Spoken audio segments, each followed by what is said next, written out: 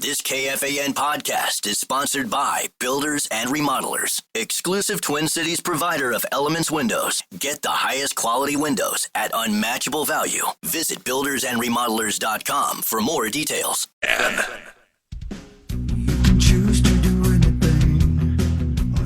Here we are, 8:01, 8 o'clock hour, live at KFAN.com/watch. Ben Lieber's over there, Zacho, Corey, Saucy. A big 8 o'clock hour. Theo Jackson going to be joining us in the next segment here as we talk Minnesota Vikings as well. Is Ben back in there yet? Is he over there? No, he went on the hallway to do something. Is he having a breakdown? Is he fighting with Sauce again? They have a hard time with each other sometimes. But we have our very special guest on the phone right now. The Minnesota Lynx have gone 15-1 at home. 6th in the WNBA with 8.5 offensive rebounds per game. And they play the Mystic on the road. Or I should say the Mystics are 4-10 on the road. I'm reading from a Star Tribune article that just popped me out because I am not a subscriber. That sounded like an AI-generated article anyway, because that was a random, 6th best offensive rebounding team. That was a weird stat. And I just got popped out because I do pay for this service. It drives me anyway. Cheryl, is journalism dead? I mean, that sounded like an AI-generated headline, right? What's going on? I thought, well, that's an interesting stat to notice for. I know, it's the weirdest thing. But I do know this. Again, Friday, 7:30, and the Lynx and the Mystics. And Cheryl Reeve is our guest right now. 15-1 at home. Cheryl, come on. This team seems dominant everywhere, but especially in home right now. We're in for a good game again tomorrow night, aren't we? We are tomorrow night at 6:30. 6:30. We will take on the Washington Mystics, and like you said, we've been terrific at home, and it's large part due to fans that have just been so supportive of this team. They love watching this team play and really connect with them, and so we're super proud of what we've done at home.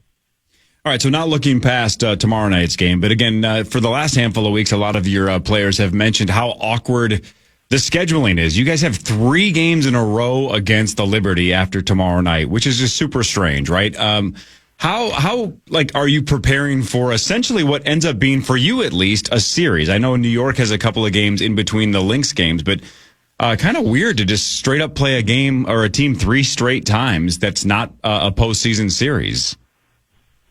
Yeah, obviously we're top of mind as Washington tomorrow night, and then we'll go from there. But essentially, when they get these schedule quirks, you make the best of it that you can. It's a silly one in this case, and from a scouting perspective, it's a dream, right? Because you're just locked in on one team, and you're looking at making adjustments, etc. You try to use it as like when mid-season playoff type thing that you get ready for, and just take the schedule as it comes. Cheryl, how do all of you get to where you want to go when you're going to be missing your best player for a couple of weeks? How do we get where we're going to go? I think it's like anything like this, that you learn about other parts of your roster. You really look at, okay, so what are our strengths now, with the group, and how do we pivot and kind of be fluid in the way that we go about our business. We just made a trade recently, so throw that into the mix. And so really the schedule that lies ahead with, we play tonight, we play Saturday, and then we don't play again for a week, as Hockey mentioned. And so that week is really pivotal for us as we, sort of try to integrate a new player, and then also, play without Fee for hopefully just a little bit longer. And we've done it earlier in the season. Schmidt's a couple games earlier in the season, but I think that we're trying to keep evolving the rest of the roster. So last year, Cheryl, obviously you guys were just a couple of weird calls away from just being WNBA champs. So championship level team, that's not a surprise to anyone. But has this regular season gone even better than you guys thought maybe it would go? Because it's been pretty smooth sailing for most of the year. Yeah, knock on wood. I think that probably the biggest thing that occurred over the off season was there was a lot of change with, I think there were 7 new coaches in the league, with 13 teams. So more than half the teams changed in leadership. And then also we saw a lot of movement with players. And so it gave us an advantage being a team that came back with some continuity. And so, you can't necessarily always project your success, but we felt like we'd have a leg up at least starting the season because of those change versus our continuity. And so that gave us a chance to, be a little more successful, more consistently. But we've got, this stretch that we're in right now. We're playing the teams in the upper half, and that will be playoff teams, that will be contenders, and so we'll see how that shakes out for us. Tell me the thought process behind trading for Carrington, because the two stories I see at the very top of my search right here, one of them says it was a great move and one of them disagrees. Tell me the thought process behind getting Carrington here. Well, the AI one was the one that disagreed. I think I think that it's like anything. These days you do any move and there's it gets beat up in every possible way. And our job is to we understand our team well. We understand the things that we feel like we still needed to get done with our roster, and Dijonay allowed us to add a player, number one, who is experienced in deep playoff runs, has done it in Connecticut on very successful teams. And then I think in terms of skill set, things that she brings, a lot is talked about her defense, and that is important. But then also she has a way about her physically. She seeks the paint with physicality. And if you look at our perimeter, Courtney Williams and Kayla McBride and Bridget Carlton, highly successful at what they do. Dijonay is a complement, skill set wise. So when you need something a little different, when you need someone to attack the basket, that'll be something that Dijonay does well and willingly, and runs in transition. We saw it the other night against Seattle. To get you the easy baskets, but all of a sudden you get a stop. She's going to streak up the floor. We had man pass to her, and so some of the things that she's going to give us, we actually saw the other night. So the ownership group finally changed hands. What has that done for your team and just business in general? Well, it's obviously been a short period of time. We're in the midst of our season.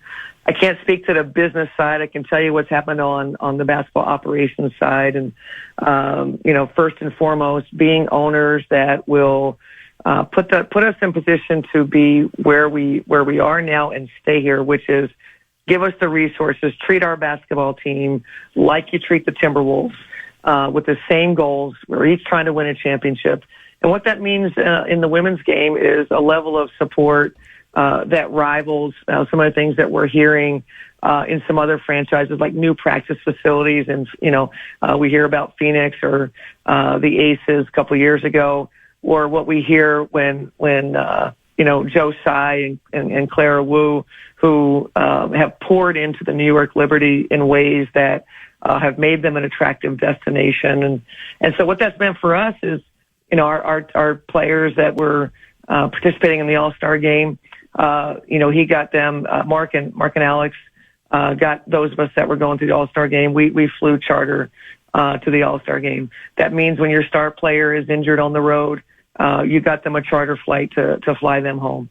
Those are things that didn't happen in prior times in the WNBA. I don't know if Glenn was still the owner, if it would still happen.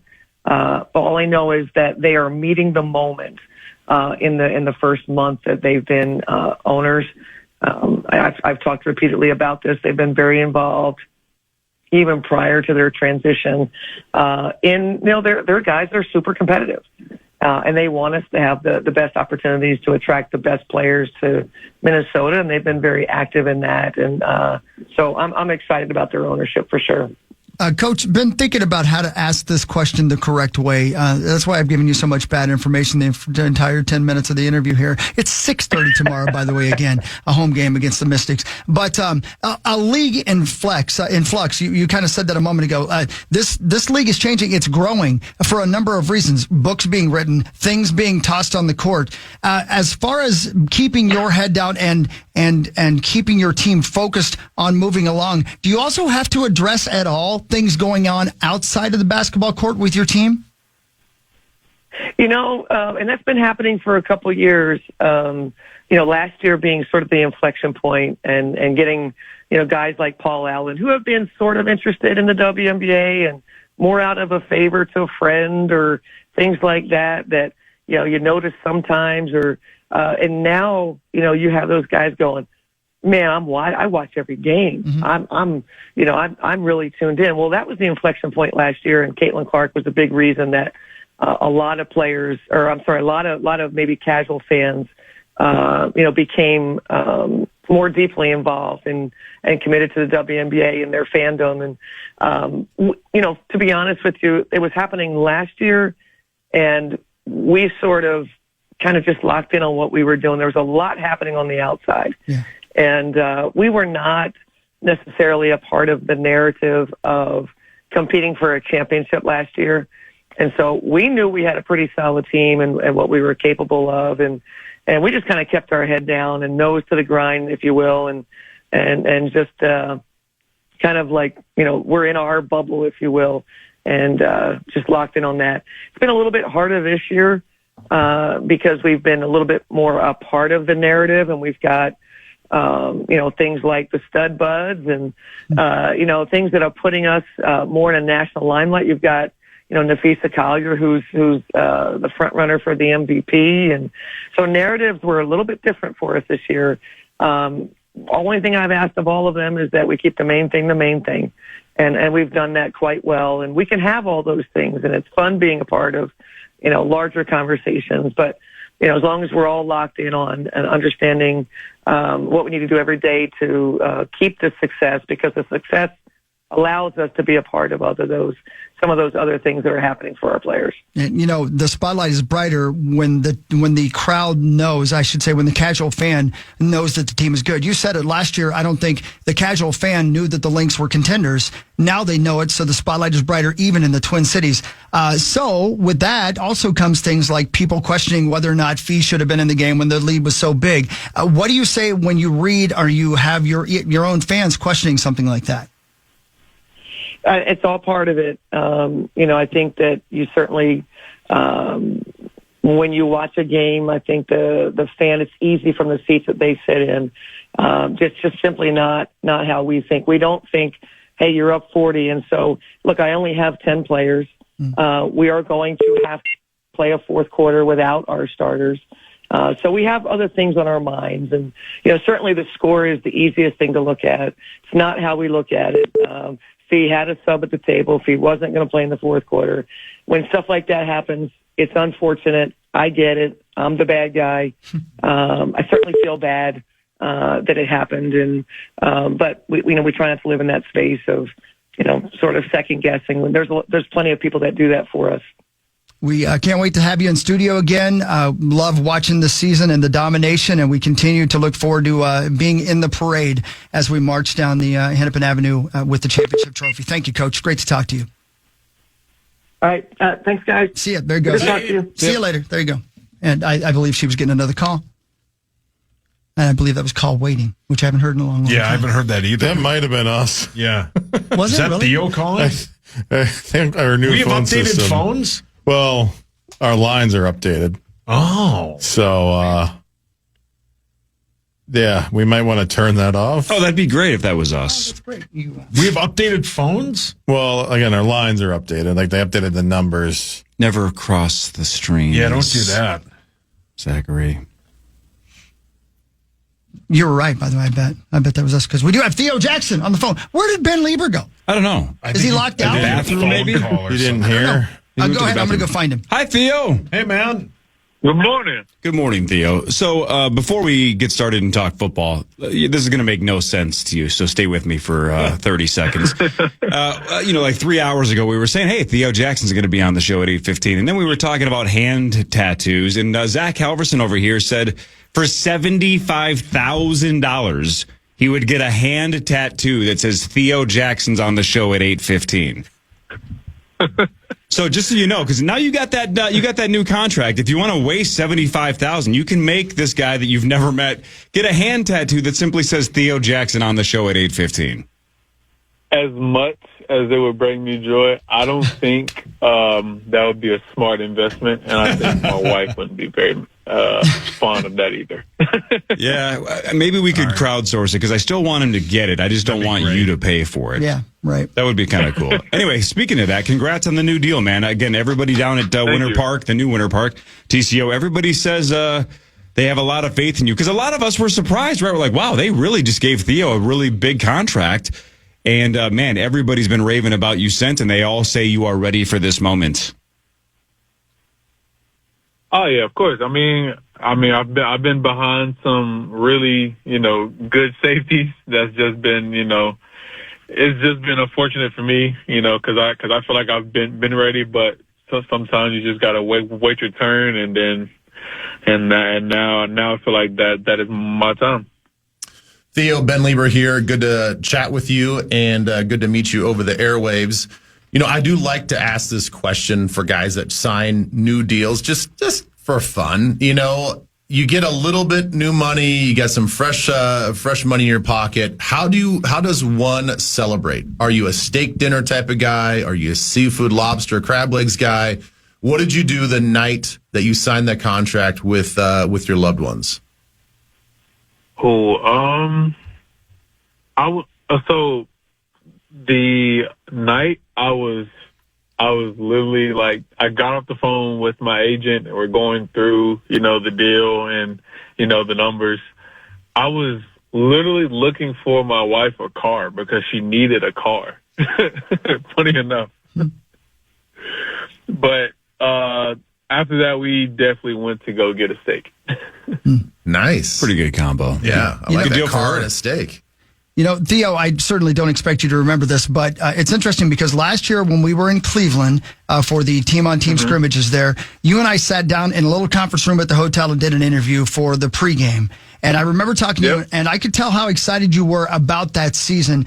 You knew some big things were on the line, but you also knew you were going to have some big opportunities. From that moment until now, how do you feel as an individual, as a player? Have you lived up to your expectations? Did you have the year you wanted?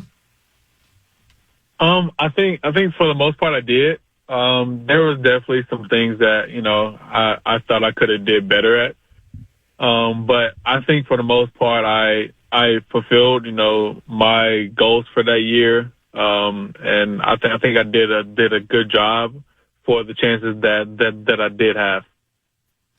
Theo, all we hear out of training camp is how good the defense is doing. What makes this defense such a force? If I'm being honest with y'all, that front seven that we have is absolutely ridiculous. Like right now, they look borderline unstoppable, and when they look good, we look great. So I feel like when everybody's on one page, when everybody's doing their job, is really hard to move the ball on us. You guys, speaking of that defense, a lot of those new players are starters, of course. When you guys roll out on Saturday at 3:00, obviously we're going to see J.J. McCarthy for a little bit, but when does Coach KOC, when does he tell the rest of you, here's how many snaps or series or quarters you guys should expect? Has he already told you that, or is that still to come? Oh, that's still to come. Yeah, we probably don't know that till almost game time. Is that more of a Flores call or a KOC call, or a little bit of both? I think that's more of a Flores call. Yeah, I'm not really sure. Usually I just go in with the mindset that I'm playing the whole game and then I get taken out at some point. That is the right attitude to have. Yeah. If you're looking for the pitch count, then your mind's not going to be on the game. You just go out there and play the game. Correct. They pull you when they need to pull you. I wanted to ask you, you mentioned you've been around a lot of great players in your short career, and hopefully it's a really long career, but What's a couple things that you've learned from, let's just say, Harrison Smith that maybe you've implemented off the field as far as preparation? I know that everybody has their own play style, but what have you learned from him watching his process, the way he approaches the game? So really just I really took a lot of his recovery into my routine. Because, he's made amazing plays on the field, but to be in the league this long, you have to be great at recovery. So I literally just took almost everything that he does into account to my regimen. So, and then honestly, like, I've probably never felt better with doing that. So I feel like, yeah, definitely the recovery regimen is big that I took from him off the field. Can you enlighten us a little bit on like maybe what the new protocols are that you learned from him? Is it just more, is it like red light therapy? Is it more cold tubs? Is it that crazy Russian machine that he has that stretches his body? Like, what is it? Well, yeah, when he hooks himself up to that machine, yeah, I don't think I'm at that point yet. But yeah, I definitely do hot tub, cold tub. I've added the red light therapy to it, and I've also done the cryo chamber. Mm-hmm. Yeah. Have you ever heard of that? Oh yeah, yeah. I've added that, and I've done a lot of like just like hamstring work, making sure like my hips are loose. Like I do a lot of stretching. I get cupped. I just do a lot of things just so I can stay fresh. Theo Jackson again is our guest, Minnesota Viking safety, for a couple more minutes here. Theo, you're right in the middle of training camp, but you grew up in Tennessee, and I believe if Wikipedia is correct here, you played high school football for your dad. He was the coach of your high school football team. How grateful are you right now that you are doing training camp in Minnesota and not in the humidity of Tennessee? Wait, say it again. I couldn't hear you. Yeah, it's okay. How grateful are you that you're doing training camp in Minnesota and not in the humidity of Tennessee? I'm not going to lie to you. The weather right now in Minnesota is so perfect. Yeah. I couldn't imagine going down south and being in that humidity, because as soon as you step outside, it's like you're drenched in sweat. Yeah. So right now I'm very grateful. Yeah. It's perfect weather. There's no doubt about it. Theo, you guys open up on Monday Night Football on the road against a good up-and-coming team in Chicago. Have you looked a little bit forward at all to that? I mean, I've peeked at them, but I'm more focused on just trying to get my body ready, trying to get my mind ready for the season by taking things one day at a time. That being said, Theo, I know the offense, sometimes they take training camp a little slower as far as implementing the offense. Where are you guys maybe on a percentage basis of having the full defense installed? Oh my goodness. We are probably at like 85-90%. Yeah, we've definitely installed a lot. We've definitely, because from OTAs to now, we didn't, go back to square one, how some teams would do in camp. No, we picked up where we left off from in OTAs. Again, Theo Jackson, thank you so much for your time. I know you got meetings that start at 8:30, so we got to let you go. But thank you for your time this morning. Can't wait to see you play on Saturday for as much as you play, and then can't wait to see you this regular season. Thank you for your time, man. Thank you. There he goes. Theo Jackson. We'll do headlines after this. One final segment of the Power Trip Morning Show with Ben Lieber right after this on The Fan. She sleeps alone tonight in a brand new bed, hoping your dreams come true. So, are you okay? No, I'm not. Is Captain Caveman over there? Sauce is back, yeah. Aw. He called you Captain Caveman. No, I didn't. Don't tell on That me. was a great intro, too. Yeah, don't tattle. Not you walking in. That's me. God, I loved that. I So love good. that guy. Captain Caveman kicked ass. best. He was I'm going to great. get him tattooed on my hand. I don't know what he was the captain of, but he was definitely Captain Caveman. That's a great question. Was that the same voice as the Tasmanian Devil? Same voice actor? Yeah, I believe that might have question, been good Mel Blanc. Let me take a look here. Still Mel Blanc? I believe it was. Because he did basically like 80% of the voices, right? Yeah. Sauce. Yeah. The voice of the Tasmanian Devil was Mel Blanc. His last name is Blank. Yeah, Mel Blanc. There you go. You got it. You got it. Yeah, Well done. You're welcome. You did it. By the way, did you know it was? Oh my It gosh, was Mel Blanc. It was. How about this? The cartoon was actually called Captain Caveman and the Teen Angels. It was? Yeah. I don't remember the Teen Angels at all. I remember the That's ladies. problematic now. It is. Get Captain Caveman out of that dressing room. Yeah. What are you doing in there, buddy? I have a real good joke, but I don't want the hate mail. Oh, okay. Yeah. Yeah. I don't even remember any Angels part of that No. at If you all. saw if you looked it up right now, you would remember their faces. Really? Yeah, Let no me see kidding. this Yeah, here. I remember them being in the cartoon. Captain Caveman. Yeah. And the Teen Taffy Dare, Angels. Brenda Chance, and Dee Dee Sky. I don't remember these gals at all. You don't really? I don't either. Nope. No. Okay. Well, I guess I'm old. Nope. Never seen them. No. Now that I didn't realize that Captain Caveman looks like a hairy turd. And he sort of looks like a hairball that your cat pukes out. You're Yep. so right. He does look like a hairy turd. Weird. Oh, Why did we think that was poor good? Captain I love Caveman. that guy. I know. He was great. Narrated by Gary Owens. I do remember the narrator's voice. He did a lot of those things. Oh my gosh. Search a picture of Gary Owens and tell me that doesn't look like a porn star. Gary Owens. Gary Owens. Oh, yeah. Look at that guy's guy? Wikipedia picture. I mean, that guy looks like a cartoon character. Yeah. Looks He's like a from bad guy. Mitchell, South Dakota. He is? Yes, he is, brother. He's a South Dakota guy. Mitchell, South Dakota. Well, he was. He's dead now. He looks like Yeah. the guy that runs inside the actor's studio. Yeah, brilliant. Yeah, he does. You're With right. James With a helmet Lipton or on. whatever. Yeah.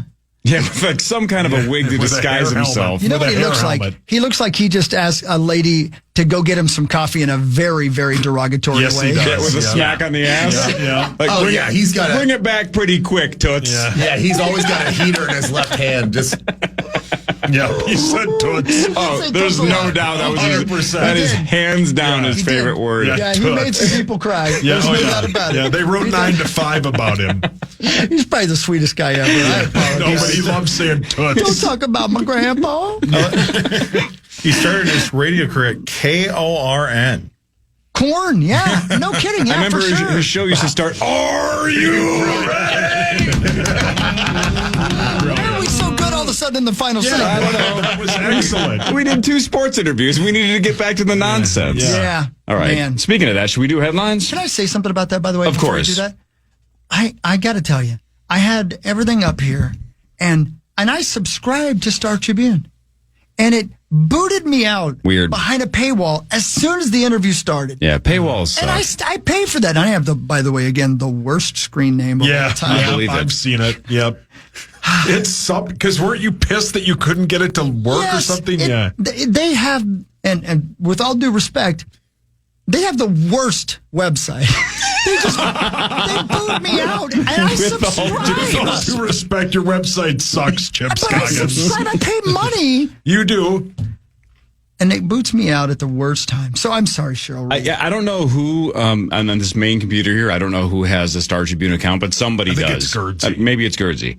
Either way, when Neil Justin a couple of weeks ago was nice enough to write a huge article on Initials Game and Initials Game Live, Right.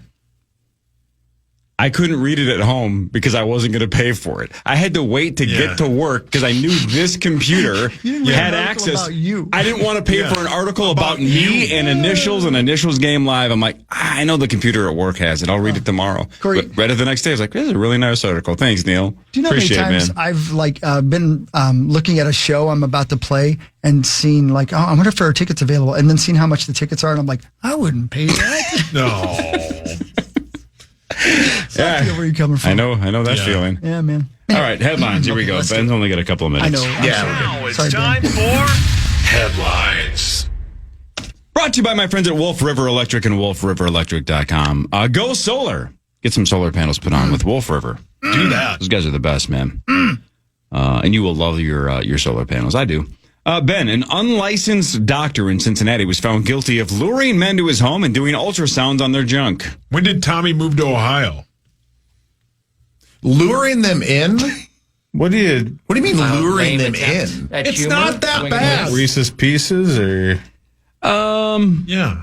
I mean, That just sounds like he was providing a free private service for guys that wanted I guess exams. the luring, I private think, is exam. how dumb do you have to be to get an ultrasound on your junk at a guy's house? Even Yeah. if you think they're a doctor, the luring is convincing them to not go to a hospital, right? That's the luring. I don't think they, did Hansel and Gretel and put a bunch of Smarties on the ground and said, "You want some of this candy?" And then they just ended up in an ultrasound. Yeah, little squirts of ultrasound gel, just a trail of gel. Oh man, is that why he wanted the ultrasound? Because I was wondering, like, you don't ever ultrasound your junk, do you? Why are you looking right at me? Yeah. Well, because you had the bleeding. Sometimes I hum at it. The bleeding junk from a few years ago. Did they ultrasound Sure, and then that? I got the penis cam for the kidney stones. But they put the camera in. They didn't ultrasound it. No, it was the camera. So does he I would have much preferred an ultrasound. So, but you want the gel just kind of rubbed on there? And I don't necessarily need the gel. Are you saving this for later? I'm just wondering, like, like, how, not only the luring part, but why would you need your junk ultrasounded? I don't know. Okay. Yeah, it's a hard word to say. Hey, Cor, can I ask you a question real quick, by the way? Yes. When you had the kidney stones, did you have like one came out and then like a couple days later another one come out? Never felt them come out. Never did. Okay. That's why that was why the whole thing in retrospect was a gigantic waste of time. Was they go in with the cam, which is the worst day of my life. Terrible. They go in with the cam to see if they are going to be a problem, right? If they need to be surgically removed. And they basically were like, well, there's one that's a little concerning, but we'll see if it goes on its own. And then I never felt any of them actually leave, which I've heard is really painful if they get aggressive. Yeah. Mine, They pulled were a not. hockey. Mine were not. I never felt it. Yes, they did. So all good. So the whole penis cam experience was an absolute waste of time. Because I have a friend, a lady, who is experiencing some issues right now. And she thought she passed one, and then now it feels like it's back again. Ooh. So I don't know if it can happen multiple times. Oh, for sure. She's got multiple stones. My dad's had multiple kidney stones. Well, your dad tries to have multiple all the time. I'm like, would you relax, please? My buddy Gavin had 16 of them. In the 90s? What? Yeah. Yes, 16 stone. Absolutely. Okay. You Crazy. And we used to tell him, like, dude, just chill out. Yeah. Everything's in. You got It's me. going to be fine. These you are just guys- little things. Okay, I get you now. Clever guys. They'll put that cam in there. There's got like a machine head on the top. It goes right in. That thing got a cam in It'll it. feel like a bomb. It's not a big deal. It was Are very you well calm like a played. bomb? Wow. Thanks. You know a lot about Bush, Whoa. the band. A guy in Seattle got arrested after humping a refrigerator at Trader Joe's and then threatening to kill everybody in the store. Come on. I almost got through without laughing. I just can't stop. I can't stop thinking of Tim Nelson dry humping a slot machine. But a guy in Seattle got arrested after humping a refrigerator at a Trader Joe's and then threatening to kill everyone in the store. Well, can I ask the Mallrats follow-up? Sure. Well, did he finish? I love that movie. Are we the only two that like that movie? I hate that Mallrats movie. kicks ass. Mallrats is No, great. terrible. It's so good. That is the line from Mallrats, though, right? Is that It's the dorky guy on the dating show, and he describes as something like that. He's like, "Well, did he finish?" Oh, that's right. Oh my God. I had a different character in my head when you said it the first time, the way that you said it, but that's right. And then doesn't the guy basically like, no, like shut the bleep up. Shut up. This is nobody's talking to you or something like that. Right. I forgot about the dating show, which is such a preposterous like twist at the end. It's such a ridiculous movie, but it's so good. It's so good. It's so funny. Love Mallrats. A melting glacier in Pakistan revealed the body of a hiker that went missing 28 years ago. What? Yuck. Yep. Wait a minute. A melting glacier in Pakistan revealed the body of a hiker that went missing 28 years ago. Hiking on a glacier. Never found him. He went Encino Man on it, and 28 years later, they found him. Isn't it weird when you think of a glacier? I just picture a giant piece of ice out in the middle of a field or something like that. You're like, why are you doing that, dude? Right. Yeah. Sure. I guess I didn't realize that Pakistan had glaciers. I didn't either. Yeah. I'm not good with that either. Yep. You just picture all the desert mountains and stuff, right? I guess there's glaciers. There's some ice there somewhere. Who knows? All we don't know the guys. geography of Pakistan at all. No. Ben, 3 to 4:30 today, Twin Cities Live with Elizabeth Reeve. She's back from her 6-month vacation. It was 2 days. No. It's 2 days. The listeners, the viewers don't like when she's gone. No, it's so. They don't it's like such it. a weird thing. Like, do you guys get hate mail when you guys take Every day. vacation? Yeah, all the time. Well, okay, yeah. Most of the time. Most of the time. Most Okay. of the time. Well, then you guys get it. I get it from Abbott. That's true. He still That's works true. here? That twerp.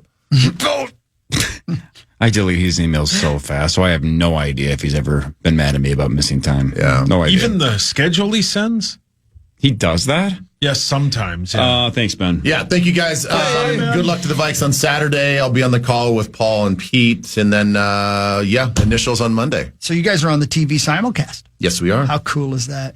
That's right. Elizabeth tomorrow, and you're on Monday. Yeah. Don't forget, you're taking on the Rube. I know. I'm cheering for Glenn. I love everybody on Monday, but man, I'm cheering for Glenn. So am I. Let's go. Good luck. All right. Good. Bye, guys. Bye. There he goes. Ben Lieber.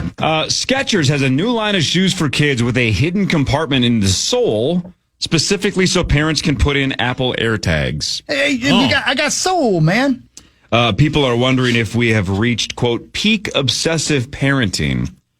Mm-hmm. I'll say this, as a person who, again, grew up pre-Jacob Wetterling and then have now raised a couple of girls post Jacob Wetterling, right? Obviously, the world changed. I get it. Everybody's 100%. helicopter parents, whatever. I think this is a fun little compromise because there's two options. You can basically keep your kid in a bubble and just be afraid of everything that ever moves and exists and just be like, I don't want my kids out of my sight. And then you can go like we grew up where it's you never know where your kids are. You just let them go and it's like be home by dinner. Yeah. Almost nobody lets their kids do that anymore. Some do, but it's a small percentage. Yeah. This seems like a happy medium. Like, I would agree. Go wherever the hell you want, but I at least want to have in the back of my mind the ability to know where you are at all times. Yeah, 100%. I'll only use it if there's something that I'm worried about. Right, like let's say, hey, be home by 5. Right. I don't care where you are the next 5 hours, and then 5 o'clock rolls around, you're nowhere to be found. I know I have an Apple AirTag in your shoe. What's wrong with that? You know what? I'm for this. Yeah. I'm for it. Well done. Thank you, Corey. No, to your point, if you're checking it every 60 seconds going, where are you going? Then you're still helicopter parenting. Yeah, correct. Yeah. Right. So I don't know. People are freaking out. I have trackers on your phone. Just because I'm just confused by you. Here and then home. I'm just like, he can't really spend that much time. He does. Yeah, he does. He does. He's just always in his hammering basement. himself. Wow. Well, that's where I watch poker. I had a tracker on Tommy's phone. Then I realized I was implicated in a lot of things. Correct. Yeah. And I don't want to know. There is a pro wrestling move that you guys are familiar with called the choke slam. Oh, yeah. Sauce, I'm going to explain it here, but why don't you give it a shot? What's the choke slam? That's probably where you grab somebody by the throat, lift them up, and then slam them on the ground. Well said. Thank you. Almost exactly what I was going to say. Oh, neat. It was invented during an amateur wrestling match by blank. Not Mel Blanc. Is this guessable? I'm going to say yes with a whole bunch of asterisks. $1 Million Man. Chris is the most likely to get this. Oh. But, I mean, I don't know. What? I think there's a chance. We have definitely referenced this in the history of the Power Trip Morning Show. Not the fact that he invented the choke slam, but the angle to this is something that we have discussed. Is it David Carradine? Okay. I like where you're thinking, but no. The choke slam was invented during an amateur wrestling match by... You got to think outside the box, obviously. Amateur wrestling match by... Oh, I think I have a guess. Go ahead. Andy Kaufman. Another good guess. Incorrect. Nothing wrong with that. I referenced it. I believe most likely to get it. Amateur slam. Somebody who's... Can I give you a hint and see if this jogs anybody's memory? Yes, this might be too much of a hint. Please. I believe how we have discussed this in the past is surprisingly, this person is in some kind of he's in a wrestling Hall of Fame. Yes, okay. But for not wrestling. What's his name? The interviewer guy? Nope. Oh, good guess. This person was a wrestler, but that's not why you know them. Jesse? No, you know him because he's a wrestler. The world knows him because he's a wrestler. Oh, man, this is right into my brain. I know. I'm going to be mad at myself because I know what you're saying. Yep. Like, that person in the Wrestling Hall of Fame? Yep. Is it Abraham Lincoln? Yes! Yeah, okay. Oh. There you go. Nice job. Abraham Lincoln invented the choke slam, according to this little bit. Not nuts. That is nuts. Choke slam, Lincoln. No kidding. Boy, I like him. We He's a learned good something. guy. I think he's a good dude. He's a righteous dude. I mean, he did some things very right. Yeah, it seems like he did some good things. Sure. Yeah. An old interview with Travis Kelce has resurfaced where he said it's a deal breaker if a girl doesn't sleep with him after the third date. Mm-hmm. Oh. Mm-hmm. Great dude. Well, hang on. Let's rewind time, since this is an old clip of Travis Kelce. How many dates was single meat sauce willing to wait? That's a good I question. mean, beggars can't be choosers, right? Yeah, no, I'm not Travis Kelce, though. By the way, beggars can absolutely be choosers. Of course they can. Yeah. Look at Tommy going through, Yes. hallway hotel food. He can say, "I'm not eating that. I'm going to He go down did the that hall. this morning, he I'm said. going to go down the hall and find something better." He ate a bunch of the Panda Express that was out on the hallway. Did he really? Yeah, there's That's a bunch been of there for Panda 2 Express. days. Yeah, no, he said he was going to have some on the way out. Sauce, let's say, 25-year-old meat sauce is taking a gal out on 7 dates. Still hasn't happened. Yeah, but 25-year-old meat sauce had no self-esteem. I don't even know if I didn't know that meat sauce, but I've known that meat sauce. Yeah, oh yeah. 33-year-old meat sauce didn't have that. 34-year-old, 35. 40. Yeah, I don't know. That's 40 dates, and you say, "I got to walk"? Yeah, I got to walk. Yeah, 40. After 40 is 40? a good number. Yeah. I just needed somebody to talk to. It's weird because he's a professional athlete.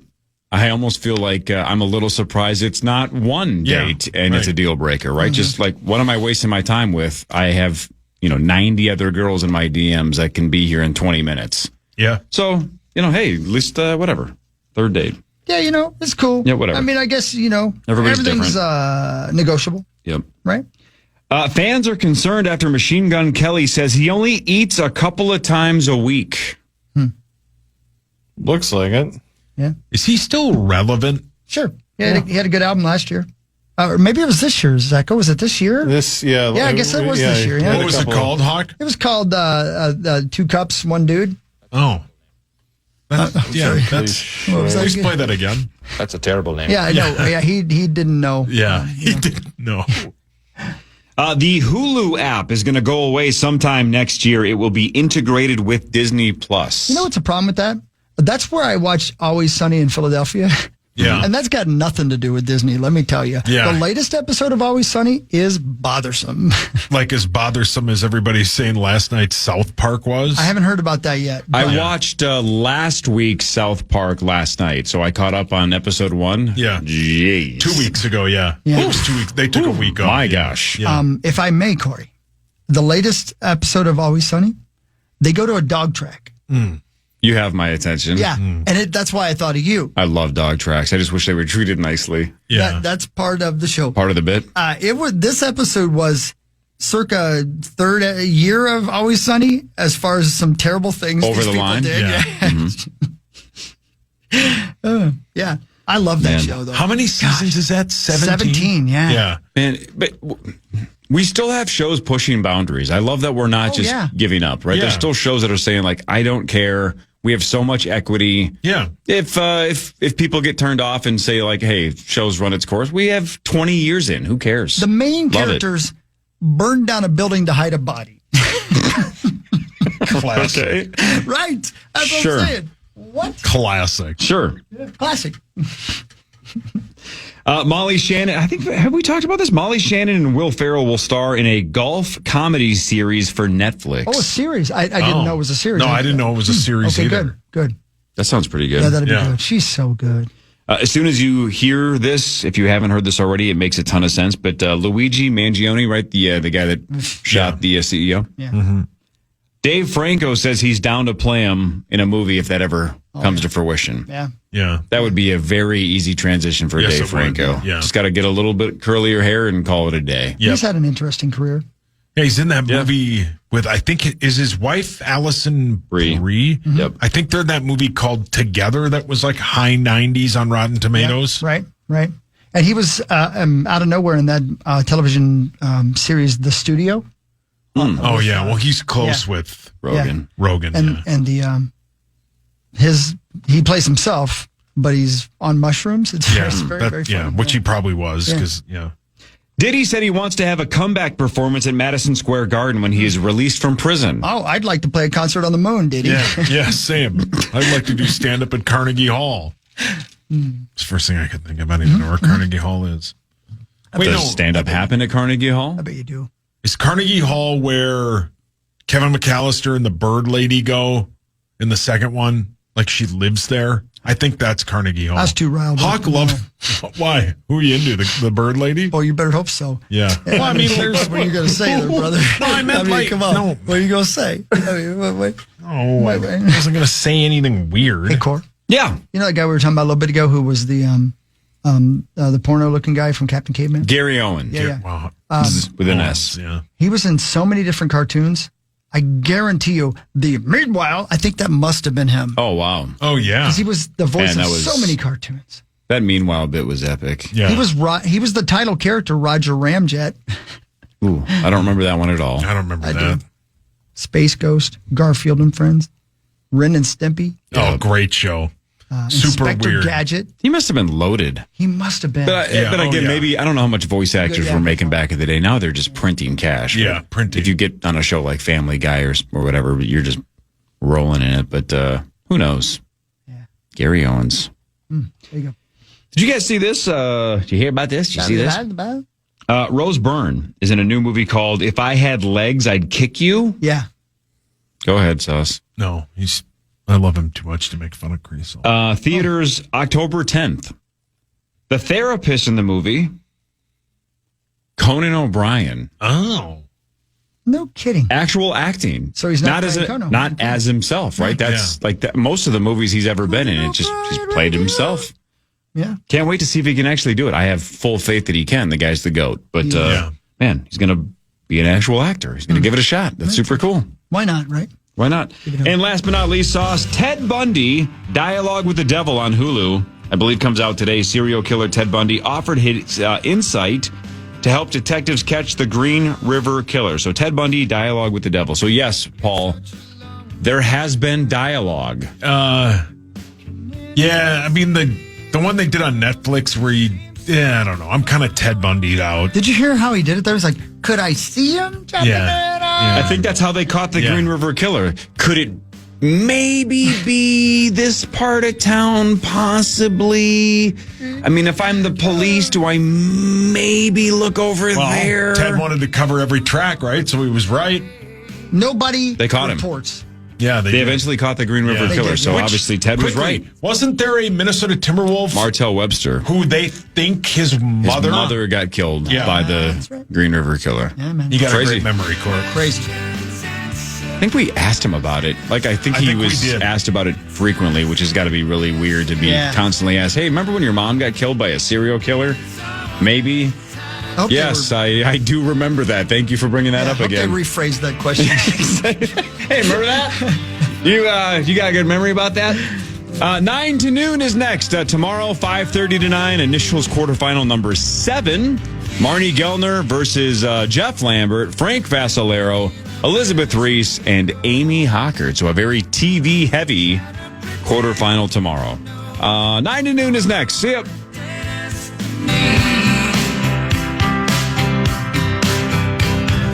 Everybody have a wonderful day. You too, Abba Dabba. Enjoy your adventure in this beautiful day.